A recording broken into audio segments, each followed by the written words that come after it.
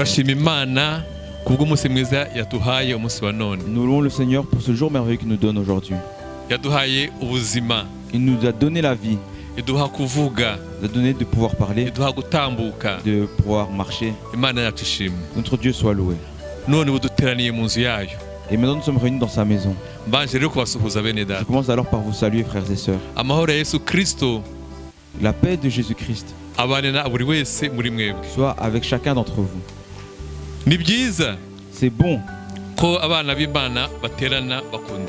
que les enfants de Dieu se réunissent avec amour. La gloire de Dieu descend et s'approche d'eux. C'est merveilleux que les enfants de Dieu se réunissent avec amour. Le Saint-Esprit descend et est avec eux. Leurs prières et leurs chants montent jusqu'au ciel. Que Dieu soit loué. Parce que Jésus-Christ est dans ce lieu. Que notre Père est dans ce lieu. Et que nous sommes en communion avec le Saint-Esprit. Que Dieu soit loué. Nous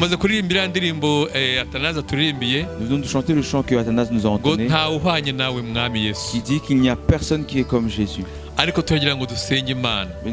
nous aimerions encore prier pour que nous puissions ressembler à Jésus. Il y a un chanteur qui a chanté cela, j'aimerais chanter quelques strophes.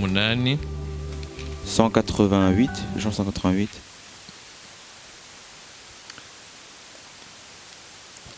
Ndashaka gusa nawe Yesu mucunguzi, ntawigeze kukumva uvuga urakaye.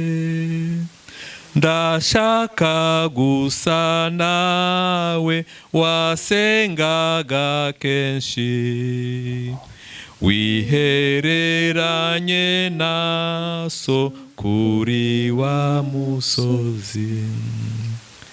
Ndashaka gusa nawe nubwo bakwangaga, ntiwiturage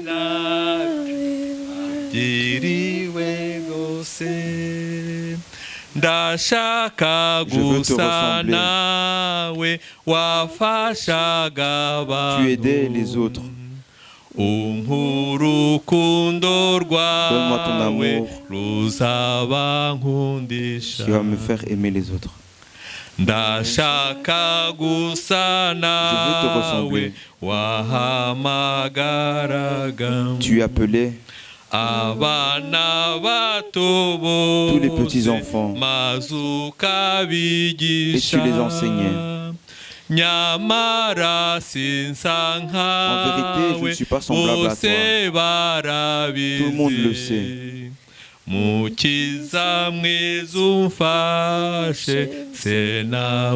Sauveur merveilleux, aide-moi pour que je puisse te ressembler réellement. Alléluia. Amen. Lisons la parole de Dieu rapidement. Elle se trouve en Marc chapitre 12. C'est des paroles dont on a parlé il y a quelque temps, mais la parole de Dieu ne vieillit pas. C'est pourquoi nous devons continuer à lire la parole de Dieu et la nous rappeler à chacun. Marc chapitre 12. Verset 13 jusqu'au verset 17.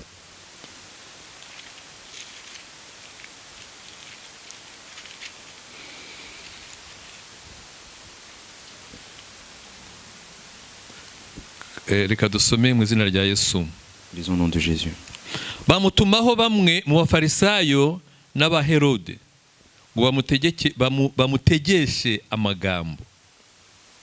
Baje baramubwira bati, mwigisha, tuzi yuko uri inyangamugayo kandi nturobanura abantu ku butoni, kuko utita ku cyubahiro cy'umuntu wese, ahubwo wigisha inzira y'Imana z'ukuri.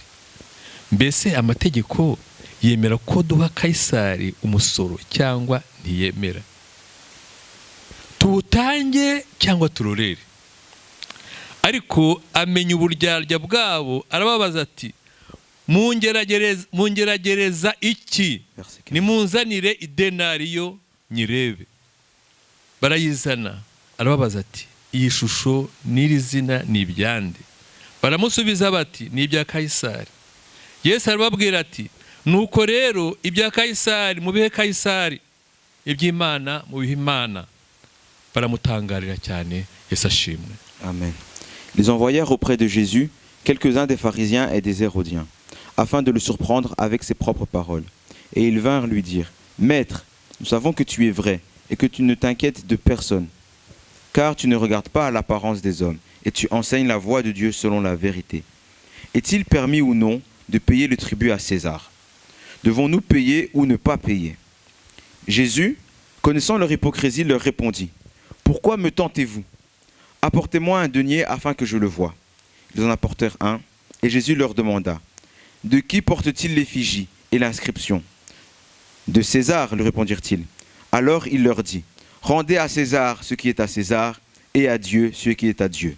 Et ils furent à son égard dans l'étonnement. Amen. Cette histoire, ces mots, c'est connu de beaucoup de gens.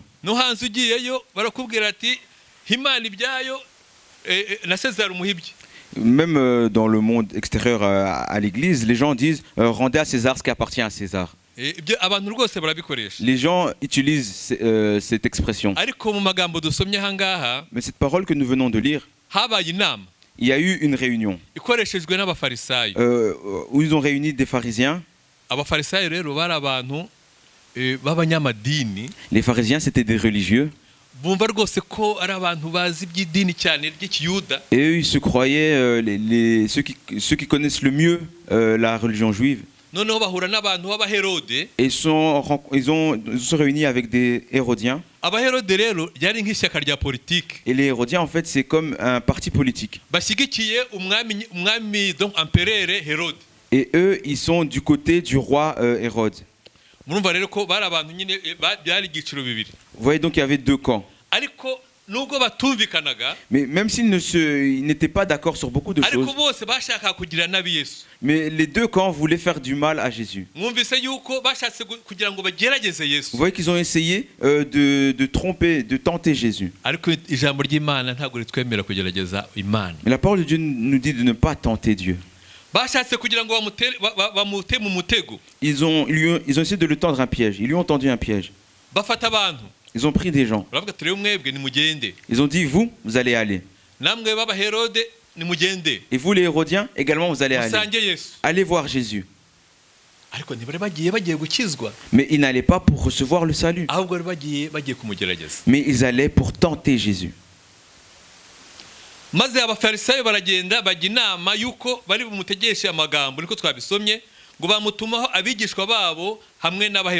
Donc les pharisiens ont envoyé leurs disciples et les Hérodiens pour surprendre Jésus par ses propres paroles. La question qu'ils lui ont posée.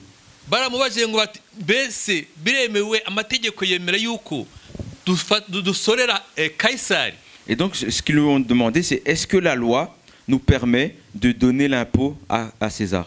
César ngo Kayisari niwe yari umukozi wa Herode, niko twabivuga, kuko yari mu cyo gihugu cy'Ubuyuda. Et César était celui qui était un serviteur de Hérode, car celui qui régnait dans. Yari umukozi mukuru wa Herode, niko twabivuga. C'était son grand patron, le grand patron d'Hérode, comme c'est lui qui dirigeait la Judée. Car Hérode, c'était l'empereur. Et donc les pays avaient d'autres intendants, de personnes qui dirigeaient ces pays. Oui, César était l'empereur et donc Hérode était celui qui dirigeait la Judée.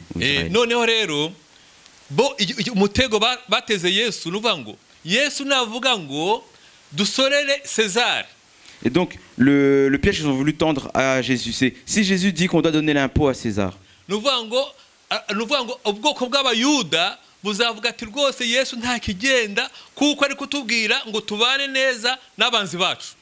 si Jésus disait de faire cela, donc de donner l'impôt à César, le peuple juif allait être contre Jésus parce que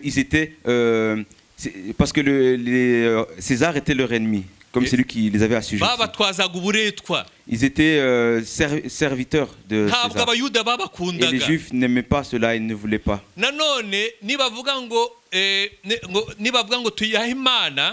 Et s'il dit qu'il ne faut pas donner l'impôt à César, qu'il faut le donner à Dieu.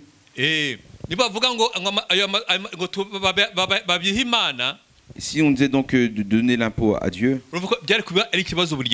ça allait aussi créer un problème.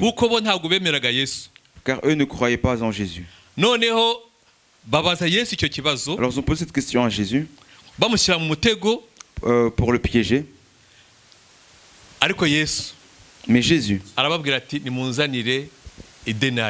il a dit, amenez-moi un denier. Ils ont amené le denier. Denario twavuga yenda ko ari une pièce de monnaie. Un denier, c'est une pièce de monnaie, j'en ai pas. None kuri yo hariho ifoto ya César. Et dessus il y a l'effigie de César. Noneho arababaza ati uyu muntu uriho ninde ishusho ni yande. Il a montré Jésus a montré aux gens qui étaient là de qui est cette effigie. Kandi izina rye ninde. Et qu'est-ce qui est écrit sur le denier? Ils ont dit, on voit la tête de César et c'est écrit César. Et Jésus leur a dit, rendez à César ce qui est à César et donnez à Dieu ce qui appartient à Dieu. Alléluia. Amen. Car Jésus lui dit la vérité. Mais eux arrivés devant lui, ils lui ont dit, oh bon maître, toi tu dis les choses qui viennent de Dieu. Tu dis la vérité. Toi tu ne regardes pas l'apparence des gens, mais tu regardes dans leur cœur. Dans leur cœur, eux voyaient Jésus mourir. Ce cœur hypocrite. Que Dieu nous garde de ce cœur hypocrite. Nous devons nous montrer devant Dieu tel que nous sommes dans nos cœurs.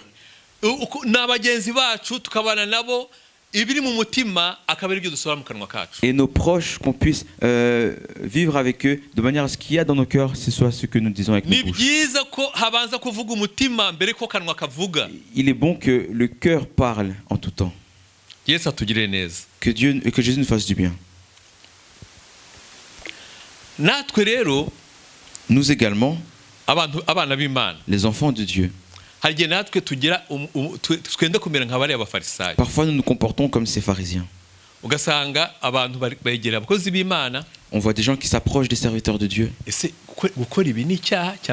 Ils vont les voir et leur dire, est-ce que ça c'est faire un péché ou non? Est-ce que c'est bon ou est-ce que c'est mauvais? Le copinage c'est bon ou c'est mauvais?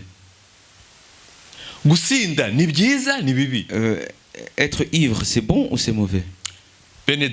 Frères et sœurs, la parole de Dieu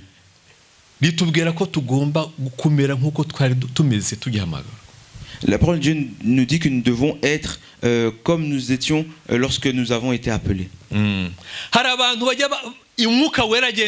y a des gens à qui le Saint-Esprit parle et leur dit, mon enfant,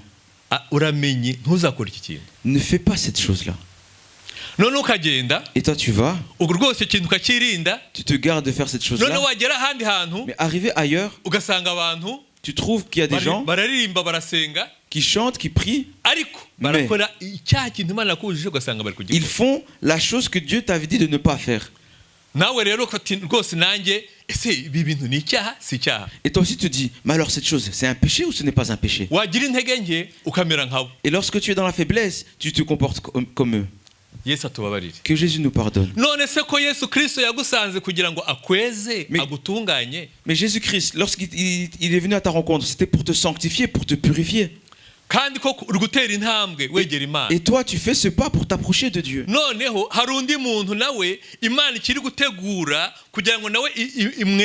Et l'autre personne, Dieu est encore en train de la préparer pour également la sanctifier. Il y a un pas que cette personne n'a pas encore fait. Mais toi, tu vas le prendre lui comme modèle. Mais es-tu en train d'avancer ou tu recules? Que Jésus nous aide, frères et sœurs. Que chaque personne demeure comme il a été appelé. Ne copions pas les autres. Que Jésus nous aide.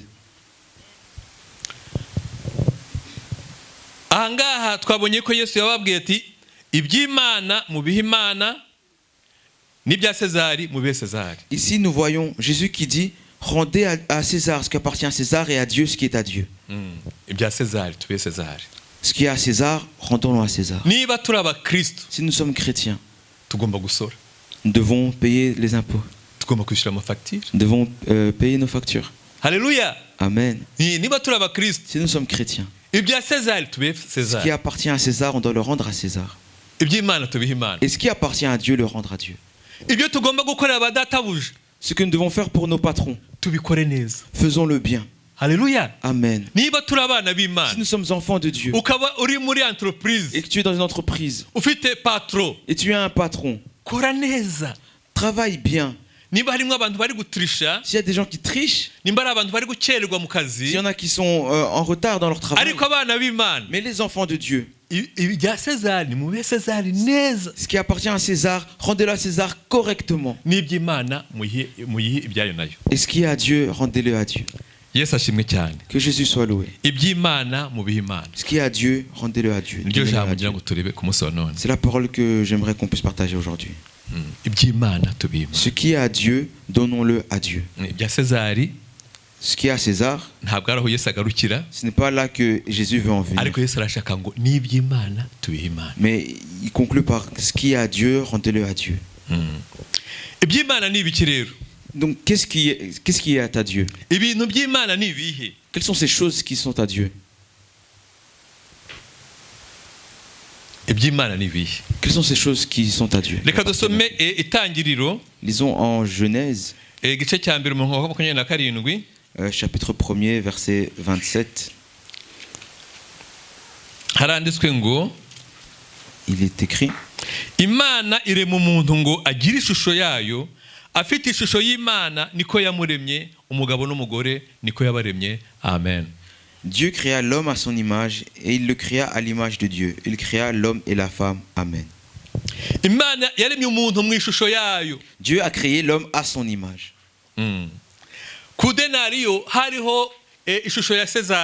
Sur le denier, il y avait l'effigie, l'image de César.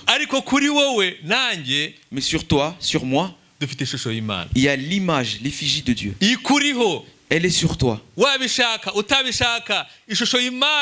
Que tu le veuilles ou pas, l'image de Dieu est sur toi.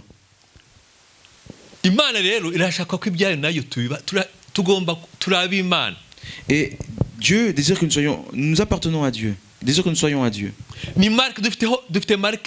Donc nous avons sa marque, son effigie sur nous. Mais ce dont j'aimerais parler en ce moment, c'est qu'il y a Satan, notre ennemi. C'est lui qui est parti en Éden. Après que Dieu ait créé Adam et Ève, Satan est venu à travers un serpent. Il est venu comme un manipulateur, un hypocrite. Et il est venu dans cette image-là pour ternir l'image que nous avons reçue de Dieu. Frères et sœurs, il nous est demandé d'être attentifs, vigilants. Parce que Satan erre. Et la chose qui le fait errer, c'est pour il rôde plutôt, et c'est pour t'attraper. Mais nous devons le vaincre par la puissance de Dieu, par la puissance du Saint-Esprit, vaincre Satan. Car Satan rôde. C'est un serpent vénéneux. Le venin de Satan tue. Que Jésus nous fasse du bien pour que nous soyons attentifs, vigilants. Jésus explique cela. En Matthieu 10:10. Le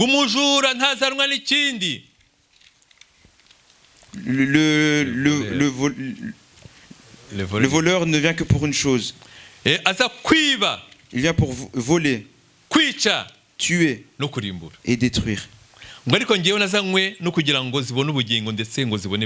moi je suis venu pour qu'elles aient la vie et qu'elles aient la vie en abondance. Lorsque Satan vient chez toi, il n'y a rien d'autre qui l'amène à part voler, te tuer et, si possible, te faire périr. Le voleur prend ce qui ne lui appartient pas. Il prend les brebis qui ne lui appartiennent pas et les amène. Ça, c'est Satan.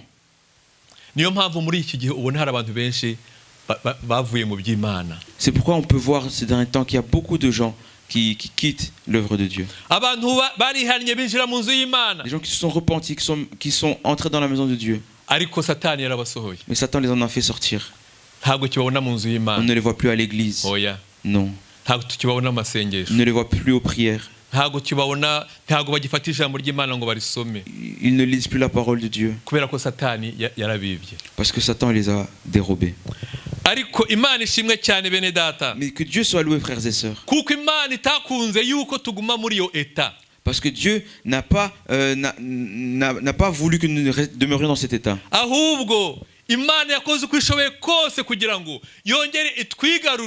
Mais il a fait ce qui était dans son pouvoir pour pouvoir nous ramener à lui. Ceux qui ont été ternis à cause d'Adam, Dieu est venu nous chercher pour qu'on puisse retrouver l'image que nous avions. Alléluia. Amen. Que Dieu soit loué.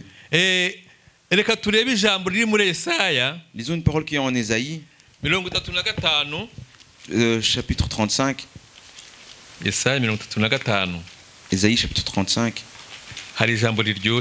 Il y a une parole merveilleuse. J'aimerais que toi aussi tu puisses y goûter, que tu la trouves délicieuse. Ésaïe 35.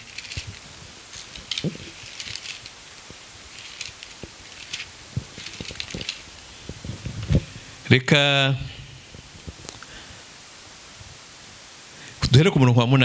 partir du verset 8. Ceux qui s'affichent plus afficher, ceux qui suivent en français. Ngo kandi hazabaho inzira nyabagendwa ngo iyo nzira izitwa inzira yo kwera abanduye imitima ntibazayicamo ahubwo izaba iya babandi ngo abagenzi naho baba ari abaswa ntibazayiyoba nta ntare izahaba inyamaswa yose y'inkazi ntizayigeramo ntibizayibonekamo ahubwo abacunguwe nibo bazayinyuramo. Ku murongo wa 10 abacunguwe n'Uwiteka bazagaruka bagera i Siyoni baririmba ibyishimo bihoraho bizaba kuri bo bazabona umunezero n'ibyishimo kandi umubabaro no gusuhuza umutima bizahunga. Yesu ashimwe cyane. Amen. Bene data, frères et sœurs, nous avons été rachetés. Alléluia. Amen. Nous avons été rachetés. Ufite nk'itungo ryawe, un animal domestique. Si tu as un animal domestique, disons tu as une brebis. Et maintenant un voleur vient et prend ta brebis. Vous savez que toutes les brebis se ressemblent.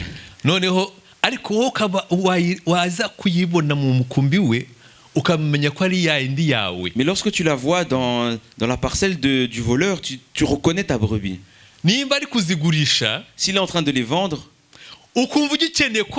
et toi tu désires que ton bien puisse te revenir, tu vas accepter de payer le prix pour que ta brebis puisse revenir à toi. Alléluia. Amen. De cette même manière, Dieu est venu nous chercher. C'est-à-dire que nous étions à Satan. Mais Dieu a envoyé son Fils, Jésus-Christ, pour verser son sang précieux à la croix, pour qu'il puisse nous racheter. Alléluia. Amen. Nous avons été rachetés. Dieu nous a rachetés et il nous a rapprochés de lui par le sang de Jésus-Christ. Un sang très précieux. Les rachetés de l'Éternel, ils retourneront à Sion. Alléluia. Amen. Ils retourneront sur le chemin. Ce chemin, c'est un chemin qui est suivi. Même si une personne était insensée ou pas très intelligente, elle pourrait prendre ce chemin, parce que ce n'est pas seulement le chemin des docteurs. Ce n'est pas simplement le chemin de celui qui n'a pas été à l'école, ou que des riches, ou alors que des pauvres.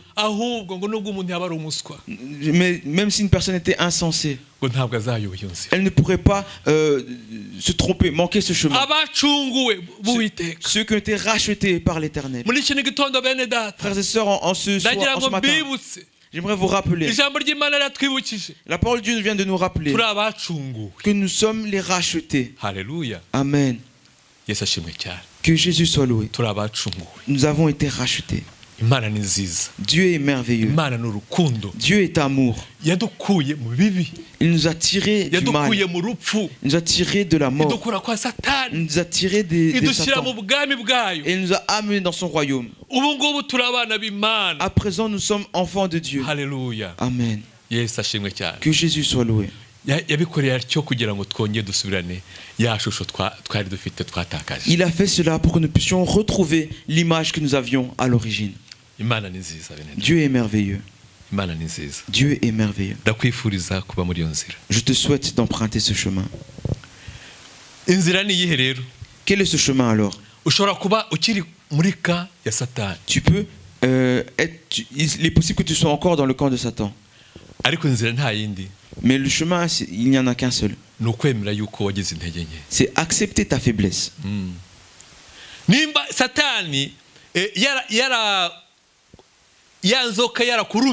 Si Satan, le serpent, t'a mordu, il est nécessaire que tu reviennes à Jésus. Et que tu dises, Jésus, je suis pécheur, mais je crois en toi. Alors pardonne-moi. Pardonne-moi, Jésus. Toi qui es mort pour moi à la croix. Toi qui as versé ton sang précieux.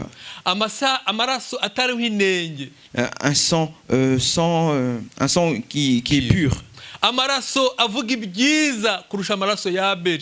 Un sang qui parle plus fort que le sang d'Abel.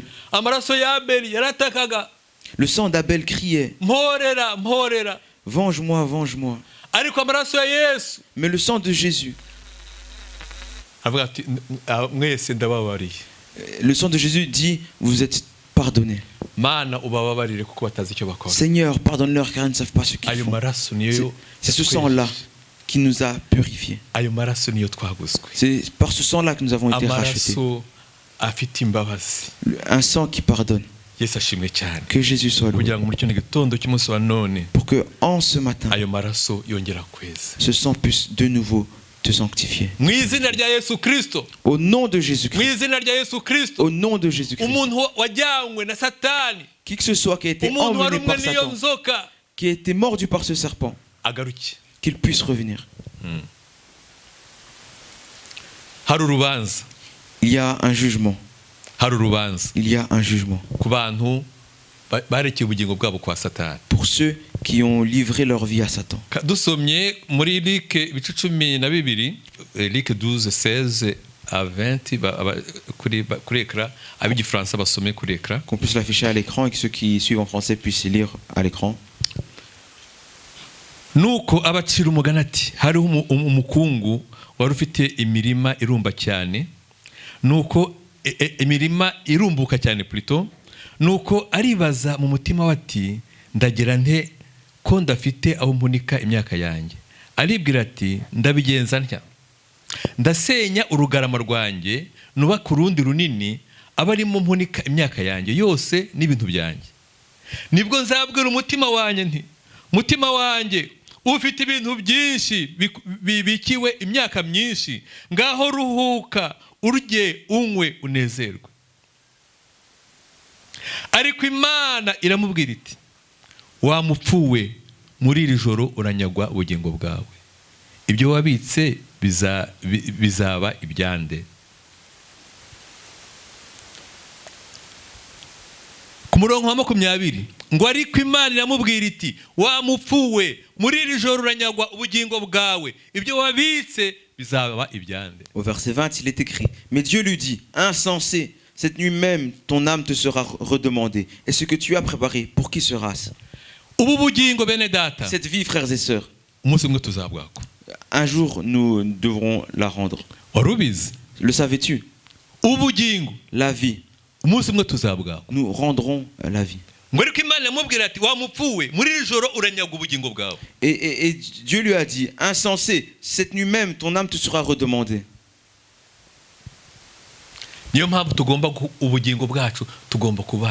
C'est pourquoi nous devons donner notre vie à Jésus. Alléluia. Amen. Parce que la vie, nous devons la rendre à celui à qui elle appartient. Notre vie doit être sanctifiée.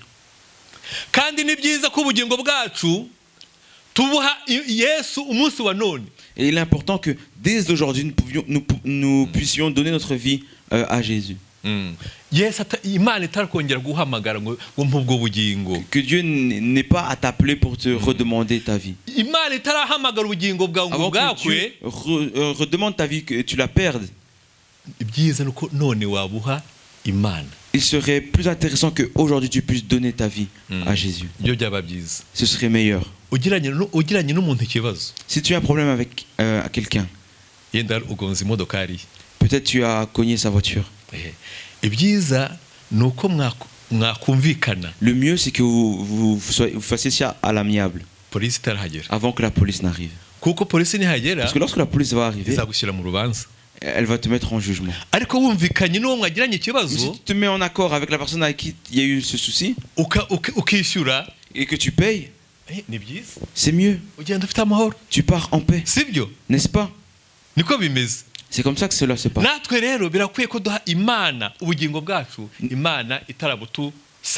Nous également, il est bon que nous puissions donner notre vie à Dieu avant que Dieu nous la redemande. Que alors Jésus nous aide et nous fasse du bien. Il y a une autre histoire dont je voulais parler, qui se trouve en Actes des Apôtres, l'histoire de Barnabas. Barnabas, c'est une personne qui a connu Jésus. Ceux qui ont l'image de Dieu, comment sont-ils?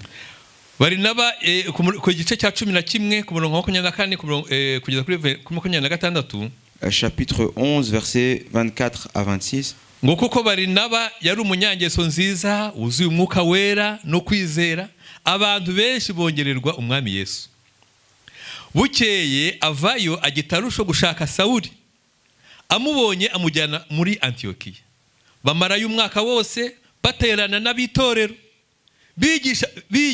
bigisha abantu benshi, kandi muri Antiokiya niho abigishwa batangiriye kwitwa abakristo. Amen. Amen. Hangaha Barnaba yaragiye muri Antiokiya. Ici Barnabas s'était rendu à Antioche. Ajya kuvuga ubutumwa bwiza. Il est parti annoncer la bonne nouvelle. Muri Antiokiya ntago bari bazi Yesu. À Antioche, ils ne connaissaient pas Jésus. Bari abantu bafite ibigirwamana. C'était des gens qui avaient des idoles. Ariko babonye Barnaba n'abagenzi be. Mais voyant Barnabas et ses amis, babona ko bafite ubwiza. Ils virent qu'ils avaient de la beauté, de la gloire, et qu'ils avaient également la parole de Dieu. Ils enseignaient. Et les gens se sont repentis. Et les gens ont changé. Et il a appelé Paul. Ils sont mis ensemble, ils sont réunis ensemble. Mais la chose qui m'a réjoui, c'est qu'ils ont passé toute l'année en se réunissant avec ceux de l'assemblée de l'église. Toute l'année, ils se sont assemblés avec l'église. Ce n'est pas seulement les chrétiens de cette église. Non, ils n'étaient pas chrétiens de cette église, mais c'était des missionnaires envoyés. Ils étaient envoyés là-bas pour annoncer la parole de Dieu. Mais ils se réunissaient, enseignant beaucoup de personnes. Et les personnes d'Antioche, les gens d'Antioche, les ont regardés. Comme ils entendaient qu'ils parlaient de Jésus, ils ont dit, ces gens-là, ce sont des chrétiens. Alléluia. Amen. Ils voyaient ces personnes-là qui ressemblaient à Jésus. Et nous aussi, nous devons ressembler à Jésus. Chez toi, tes enfants, les gens que tu rencontres, ceux avec qui tu travailles, lorsqu'ils nous regardent, est-ce qu'ils voient en nous Jésus? Ou alors notre image est floue. Ils mentent et nous aussi nous mentons. Ils volent et nous aussi nous volons. Ça, ce n'est pas l'image de Jésus. Alléluia. Amen. Que Jésus nous aide pour que nous puissions avoir son image. Acceptons que Jésus-Christ nous change. Accepte qu'il enlève de toi la paresse qui met les ailes. Accepte qu'il enlève des paroles honteuses mais qui mettent dans ta bouche sa parole.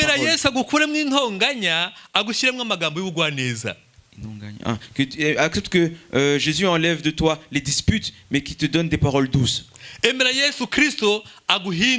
Accepte que Jésus te transforme. Jésus veut demeurer avec toi. Alléluia. Amen. Barnabas et Paul, ils se réunissaient et ils annonçaient la parole de Dieu. Et plus nous entendons la parole de Dieu, plus nous ressemblons à Jésus. Lorsque nous suivons ce que la parole de Dieu nous dit, c'est là que nous ressemblons de plus en plus à Jésus. Alléluia. Amen.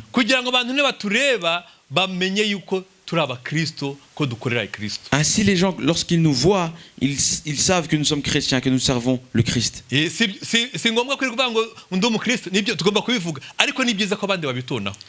n'est pas toujours nécessaire de dire je suis chrétien. C'est vrai, il est bon de le dire, mais il est bon également que les autres puissent voir que nous sommes chrétiens.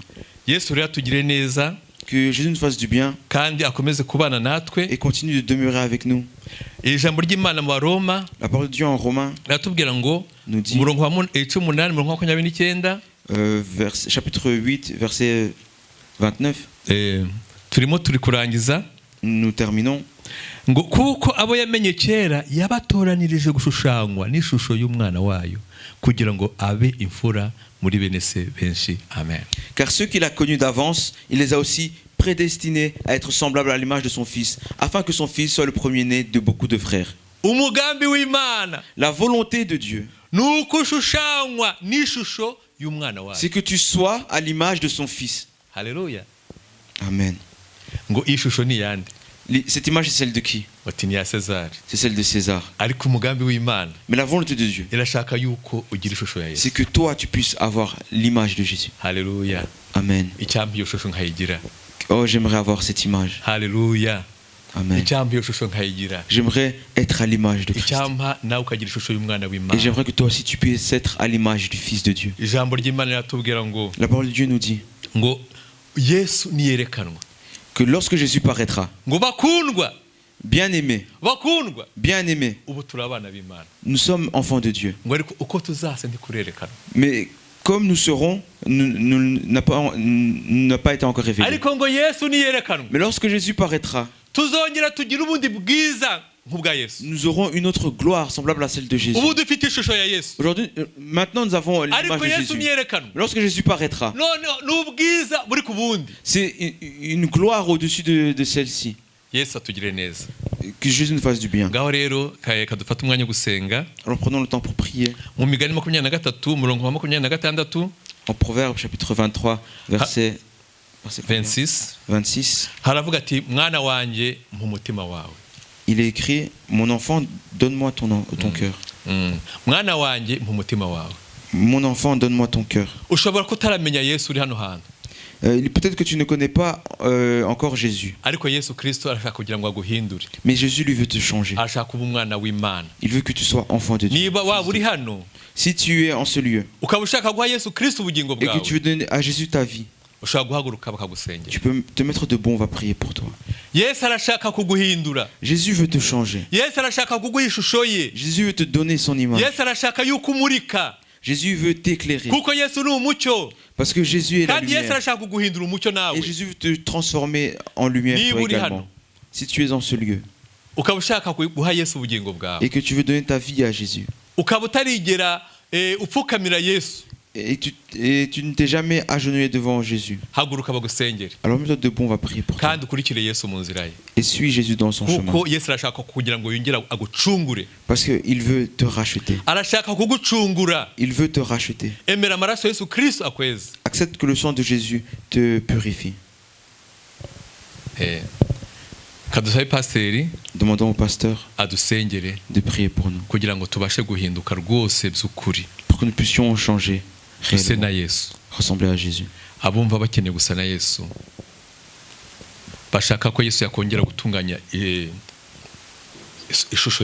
Ceux qui veulent de nouveau ressembler à Jésus, que Jésus puisse prendre qu'il puisse refléter son image. Que le pasteur nous aide, qui prie pour eux.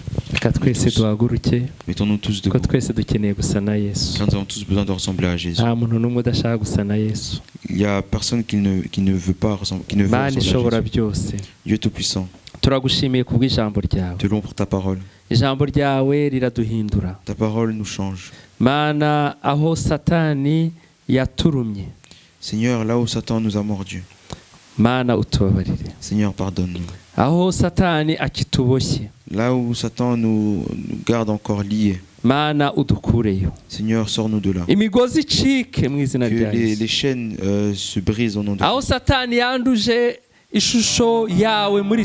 Là où Satan a sali ton image en nous, pardonne-nous, Seigneur, pour que nous puissions de nouveau te ressembler. Ton Église, nous voulons te ressembler, pour que lorsque tu viens,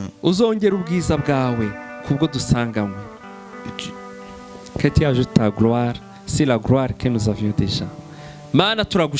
Seigneur, nous te louons. Pardonne ton peuple. Te louons pour ton serviteur qui nous donne la parole. Nous le bénissons. La bénédiction qui vient de toi. Nous bénissons ton serviteur qui nous a conduits. Nous bénissons ceux qui ont interprété, ceux qui ont chanté. Mwami, umuntu wese waje muri inzu yawe tumusabiye umugisha. Dans ce bâtiment, dans ta maison, nous le bénissons. Turashaka kuva muri inzu. Nous voulons quitter ce bâtiment. Ariko nubwo twatandukana n'abatwigisha, mais même si nous nous séparons avec ceux qui nous ont enseigné, tuzi neza ko wowe tudatandukana nawe. Nous savons que nous demeurons avec toi. Alors va avec ton peuple. Que ta paix soit avec eux.